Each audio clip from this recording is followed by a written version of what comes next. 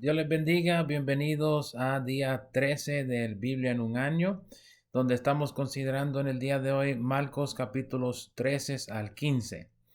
Tenemos mucho que cubrir, así que vamos a lo que vinimos.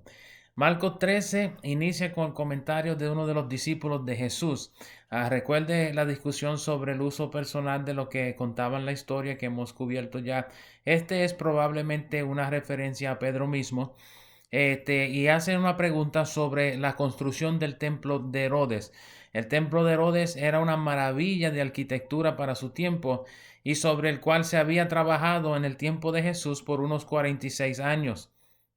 El comentario hace que Jesús le contestara entonces acerca del futuro del templo, diciendo que ni aún una piedra quedaría encima de otra.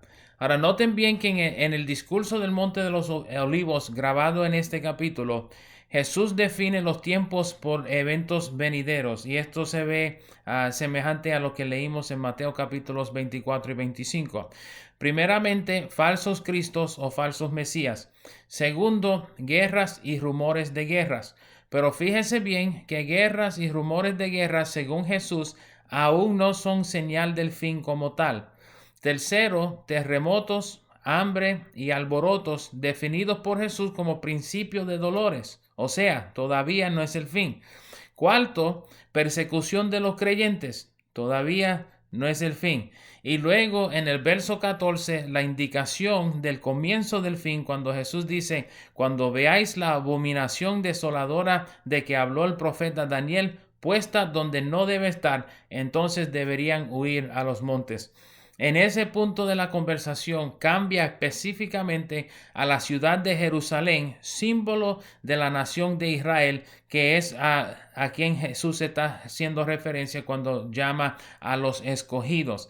La temporada que predice Jesús es la tribulación y la gran tribulación. Noten bien cómo el lenguaje de Jesús cambia en el verso 20 a terminología pasada. Si el Señor no hubiese acortado esos días. O sea que Jesús hace referencia a eventos futuros como ya habiendo acontecidos. Este lenguaje es una indicación de la revelación divino de eventos futuros, semejante al lenguaje que usa tanto el profeta Daniel en su escritura como el apóstol Juan en su escritura del Apocalipsis, donde esos escritores vieron eventos futuros como ya pasados. En los versos 24 al 37 se describe la venida del Hijo del Hombre, Jesús mismo, pero no a la tierra. Deben notar los versos 26 y 27, cuales definen que este suceso trata de recoger a sus escogidos desde los extremos de la tierra. Aunque es complejo este pasaje, no se debe confundir este evento con la segunda venida de Cristo en el Apocalipsis, cual inicia el reino milenial sobre la tierra. Importante entre las advertencias de este capítulo es la amonestación a velad, estar pendientes y apercibidos de los tiempos. Aunque el verso 30 es altamente discutido, debes comprender que cuando Jesús dice esta generación, eso es una referencia a la generación cual atestiguará los eventos de Marcos capítulo 13, versos 6 al 27, y no la generación cual escuchaba sus palabras. En Marcos capítulo 14, los primeros versos nos indican el proceso de prender a Jesús y el complot para matarle. El segmento sobre la cena en Betania, en casa de Simón el leproso, lo podemos corroborar con el mismo suceso en casa de Marta, de María y de Lázaro, los amigos de Jesús en Betania. Es probable que Simón el leproso haya sido padre de los tres hermanos y el hogar mencionado en Marcos donde compartieron esta cena haya sido herencia de sus padres, o que Simón haya sido limpiado de su lepra por Jesús y fue actualmente el huésped de esta celebración.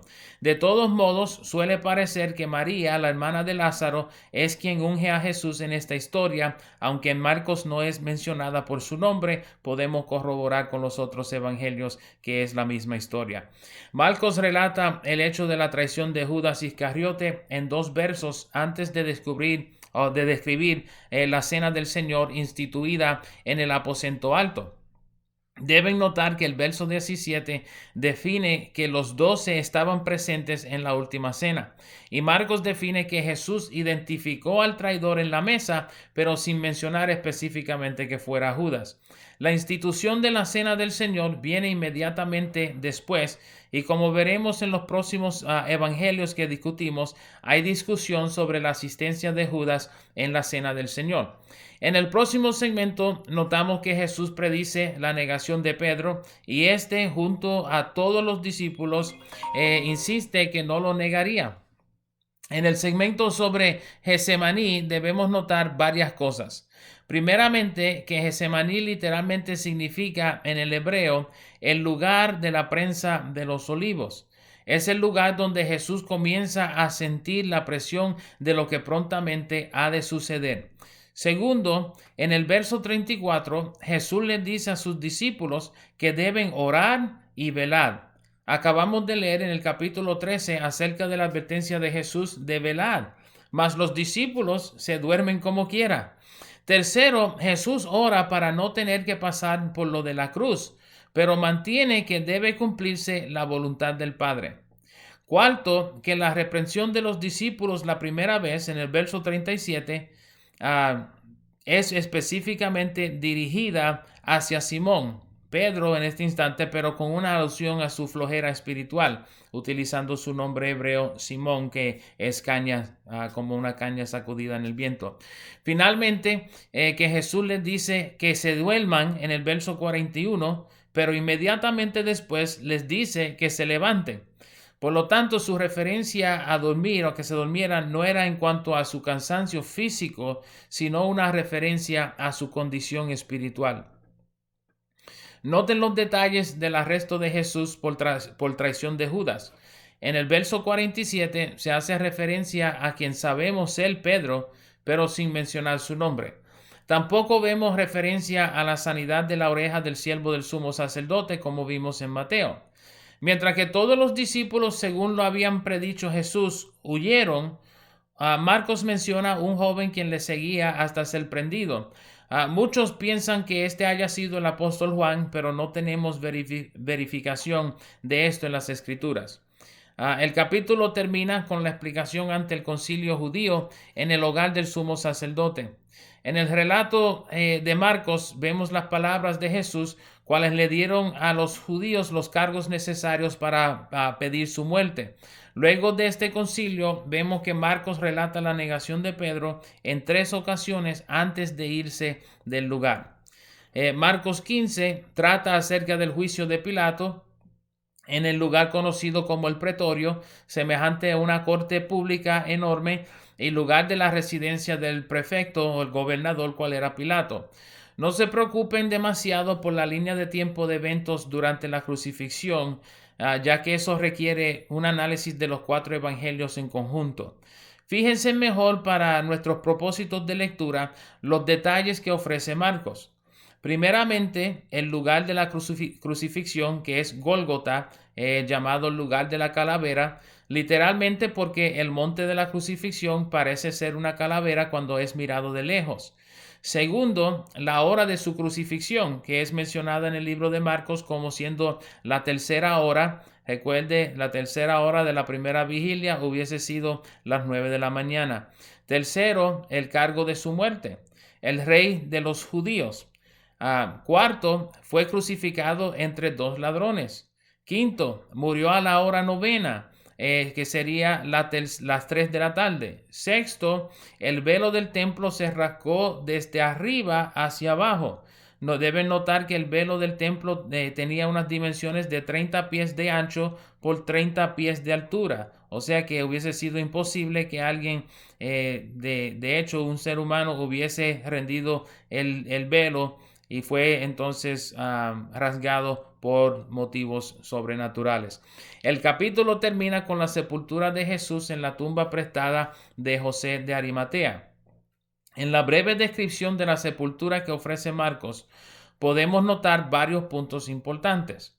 Primeramente, que José de Arimatea era un miembro del concilio, pero que esperaba el reino de Dios, o sea que era un seguidor secreto de Jesús.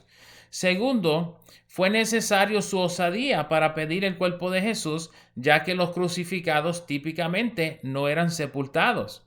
Tercero, Pilato se sorprendió de que Jesús ya había muerto. De acuerdo a los hechos históricos, alguna gente podía tardar hasta 5 días en morir crucificado.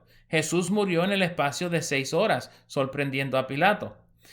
Cuarto, José compró una sábana para bajar a Jesús de la cruz y envolverlo para la sepultura.